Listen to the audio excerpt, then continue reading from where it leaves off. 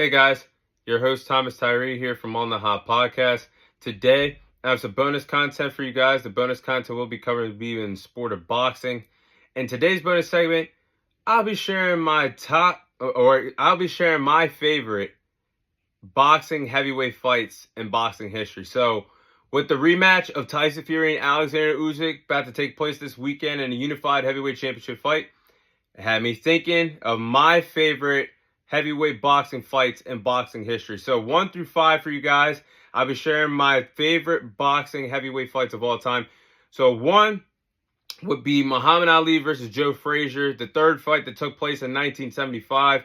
That concluded one of the greatest heavyweight trilogies between Muhammad Ali and Joe Frazier. I think that fight in 75 was the greatest heavyweight fight in boxing history. My favorite heavyweight fight, I should say, in boxing history. 2 would be Muhammad Ali versus Joe Frazier 1 in 1971, where Joe Frazier defeated Muhammad Ali by unanimous decision when the fight went all 15 rounds. That was one of my favorite, that straight classic. 3, Lennox Lewis versus Evander Holyfield, the rematch in 1999, where Lennox Lewis won by unanimous decision to become the undisputed heavyweight champion in the sport of boxing, following that controversial first fight between Lennox Lewis and Evander Holyfield. 4 would be Evander Holyfield versus Mike Tyson. At the time, Evander Holyfield pulled off one of the biggest upsets in boxing history when he was able to knock out Mike Tyson in a classic heavyweight fight. And 5, I would say Tyson Fury versus Deontay Wilder in 2021, which concluded one of my favorite heavyweight trilogies in boxing history.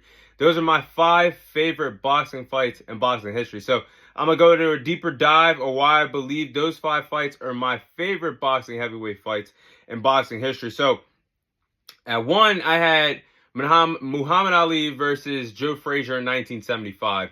That was the third and final fight between the respective fighters, which set up to be one of, if not the greatest trilogy in boxing history. I mean, the third and final fight between Ali and Frazier, it was a great back and forth battle. A lot of jam-packed action, great display of boxing from both respective sides.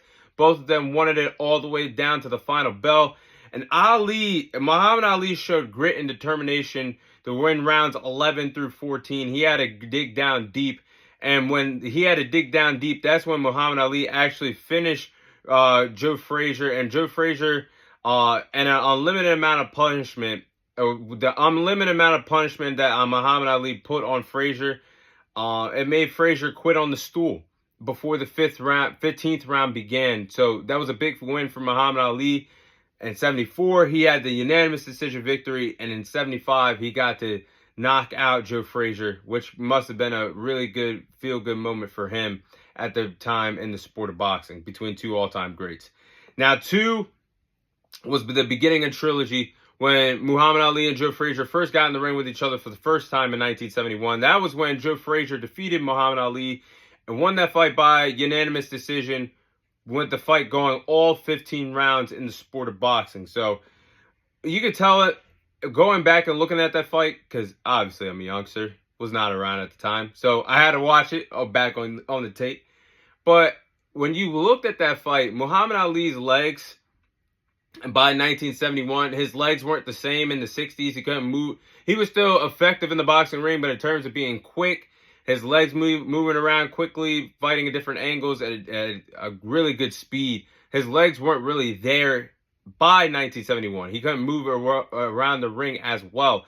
And his hands could still fight and land beautiful combinations, and the defensive skills were still there, float like a butterfly, sting like a bee.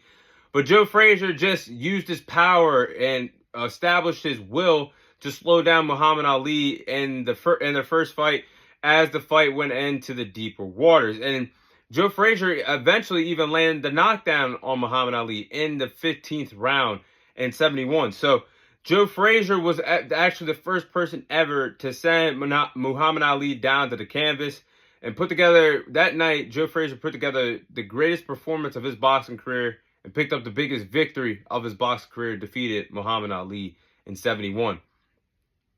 Now, at 3, I had Lennox Lewis versus Evander Holyfield, the rematch in 1999 for the undisputed titles. Now, the first fight was a controversial draw. So that set up in the late 90s for a highly anticipated rematch between Lennox Lewis and Evander Holyfield for the undisputed heavyweight titles. And it was a great back and forth action between Evander Holyfield and Lennox Lewis. The back and forth action, both fighters were slugging it out in the pocket. Both guys were not shying away from the action, wanted all the smoke in the middle of the octagon. So Lennox Lewis becoming the heavyweight champion until Alexander Usyk became the heavyweight champion, undisputed heavyweight champion in May this year. It's been Lennox Lewis stood the test of time with over 20 years being the final undisputed heavyweight champion in the sport of boxing, based off of his victory against Evander Holyfield. And the way how Lennox Lewis controlled the second half of the fight, he was like the comeback kid in the second half of the fight. Controlled the fight where Evander Holyfield, who put his foot on the gas pedal and did not look back in the first half, it was Lennox Lewis that caught up to him on the judges' scorecards and fought comfortably in the second half of the fight. Landing the jab and the 1-2 combinations was the recipe for success for Lennox Lewis to earn a unanimous decision victory against Evander Holyfield to become the undisputed heavyweight champion. An absolute classic, and for my third favorite fight. Now, the reason why I have Evander Holyfield versus Mike Tyson on the fourth fight is because it goes down as one of the biggest upsets in boxing history. I mean, Evander Holyfield knocking out Mike Tyson by a technical knockout in the 11th round goes down as still one of the most iconic moments in boxing history. I mean, Evander Holyfield retired from the sport of boxing in 1994. 2 years later, had the balls, the cojones, to get in the ring with Iron Mike Tyson, the baddest man on the planet at the particular time, and get in there for a championship fight. And Evander Holyfield controlled the pace of the fight against Mike Tyson, coming forward and winning the counter-punching battle. Mike Tyson just didn't know what to do defensively or how to make adjustments for Evander Holyfield in the middle of that boxing ring.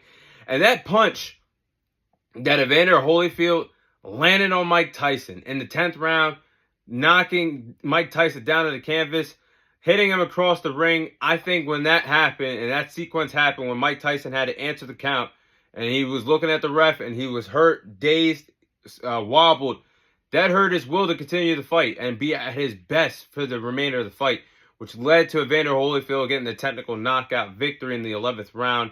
Still one of the biggest upsets in boxing history for what Evander Holyfield did to Mike Tyson, based off of him coming out of retirement and doing what he did to Mike Tyson.